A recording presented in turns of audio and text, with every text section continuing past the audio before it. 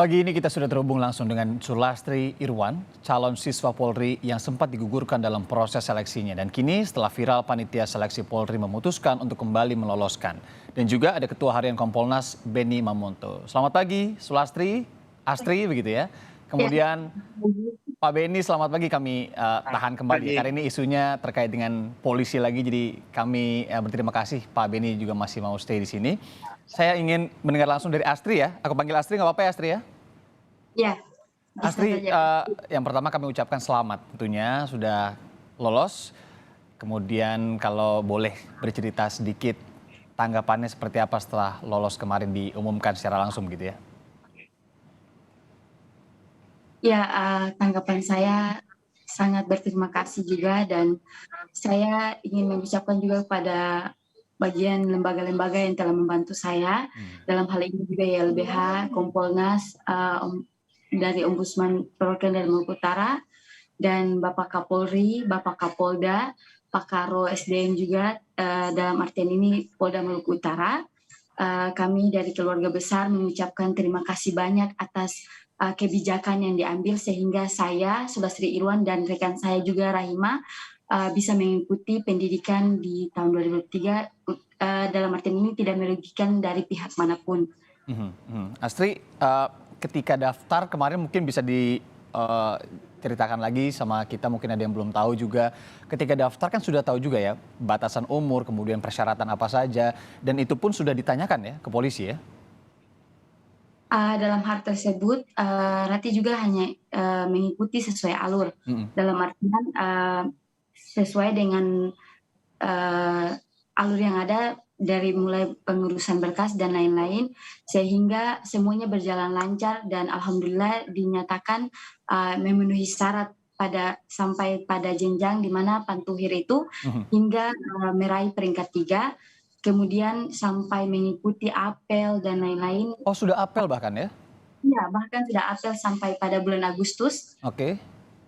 Tapi kemudian harapan saya juga pupus karena tiba-tiba diberitahukan untuk mengikuti sidang pergantian pada tanggal 2 November. Oke. Di mana posisi saya sebagai peringkat 3 digantikan untuk peringkat 4 karena mengetahui bahwa umur saya sudah lewat 1 bulan 21 hari. Namun di sini kami juga tidak ingin menyinggung dari pihak manapun karena itu mungkin dari keputusan panitia. Oke. Oke, Astri, nanti kita cerita lebih banyak lagi ke situ. Tapi yang pengen saya tahu juga ketika kemarin akhirnya diumumkan untuk dalam istilah digagalkan atau bukan digagalkan, tidak jadi diloloskan begitu. Apa yang kemudian disampaikan saat itu selain umur waktu itu?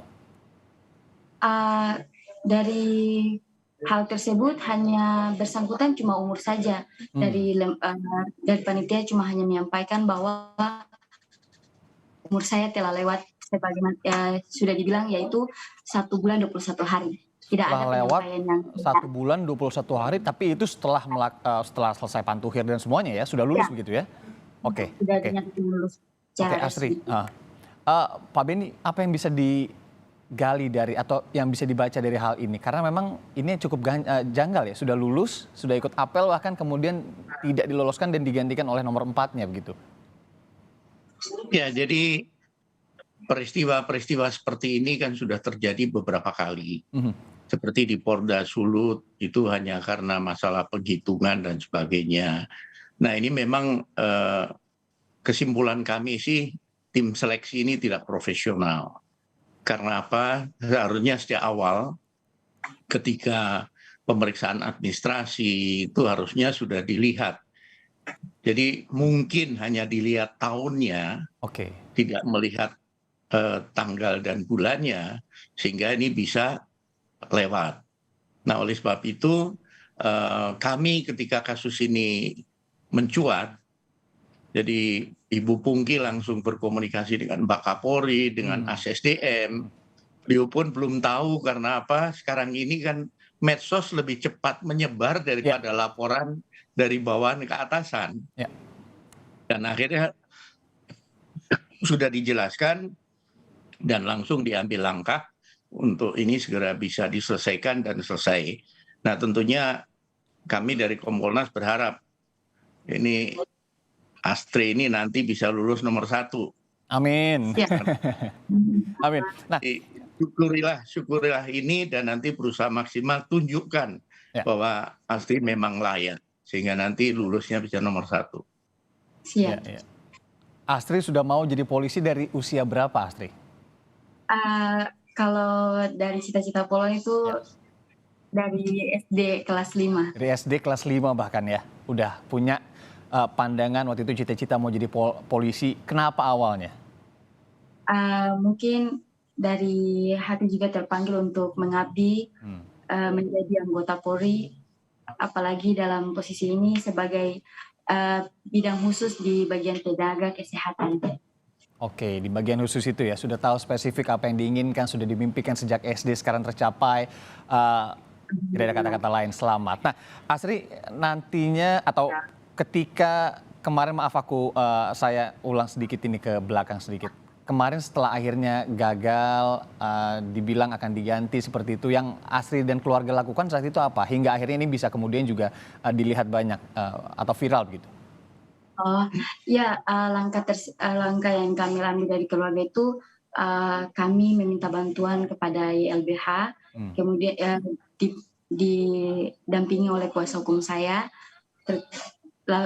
lalu kami melaporkan ke Ombudsman, yaitu perwakilan Maluku Utara, dan dibantu juga teman-teman media dari media cetak maupun elektronik, hingga hal ini bisa mencuat sampai ke Bapak Kapolri dan Bapak Kapolda. Oke, setelah itu kemudian tidak lama ada yang menghubungi, ada yang nyamperin atau gimana? Ya, dari bagian SDM juga telah mengambil langkah untuk menghubungi saya sendiri dan keluarga untuk menyampaikan undangan yang kemudian dihadirkan pada hari Senin kemarin. Oke, yang kemarin akhirnya ada seperti sidang pengumuman ya, di mana Astri salah satunya juga akhirnya diloloskan kembali begitu ya, kembali menjadi polisi. Memang sudah lulus juga di ranking ketiga.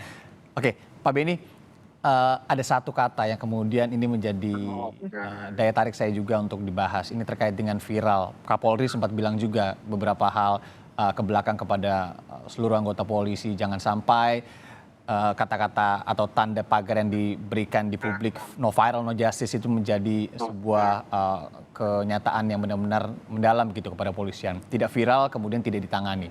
Tidak terbayang bila hal-hal semacam ini tidak viral, apakah kemudian bisa ditangani dengan baik oleh polisi. Tanggapan Pak Beni sendiri? Ya, jadi di era sekarang, era transparansi ini, kita tidak bisa lagi menutup-nutupi ataupun memanipulasi karena masyarakat dengan mudah mengakses sumber informasi. Oleh sebab itu jajaran kepolisian tentunya juga mengedepankan transparansi. Kalau itu dilakukan maka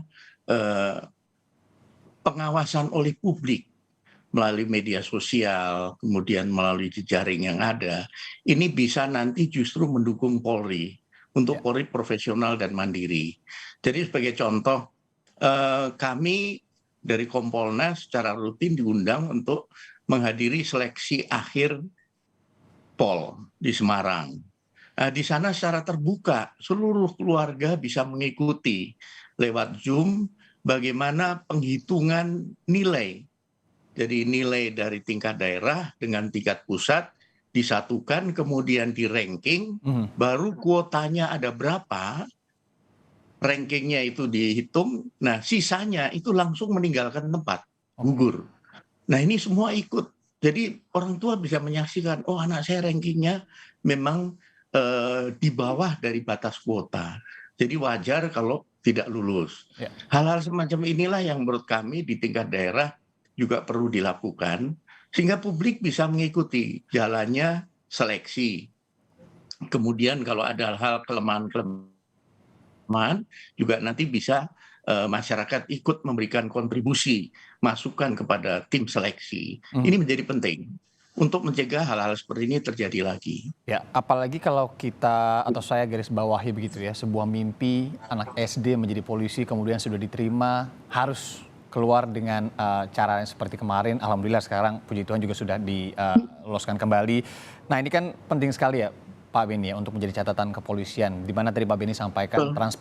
transparansi yang pertama, dan yang kedua, bila dari tahapan awal saja penerimaan sebuah siswa atau seorang siswa dalam institusi Polri ini sudah menjalani hal-hal yang tidak diinginkan seperti ini, kan akan menjadi tentunya tidak baik ke depannya. Betul begitu Pak Beni ya?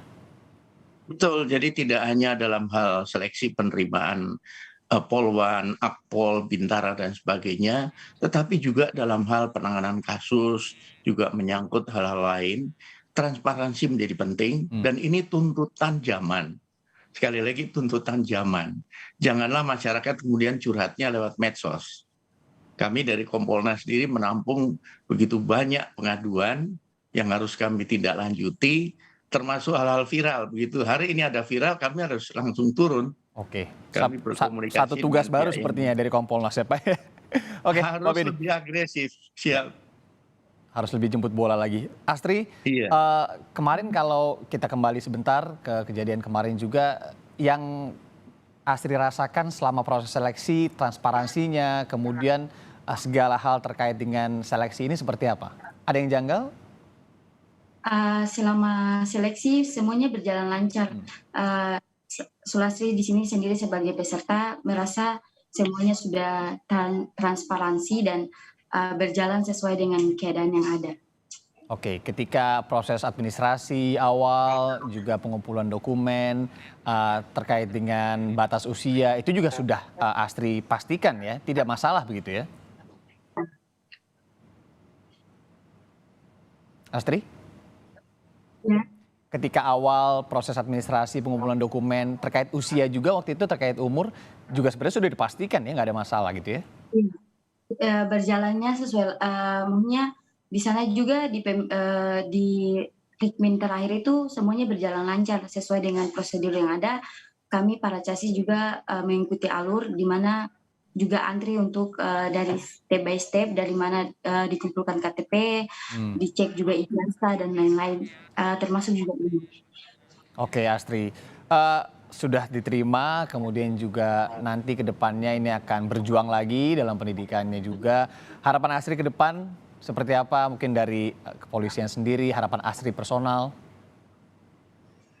Mungkin harapan tersendiri lebih meningkatkan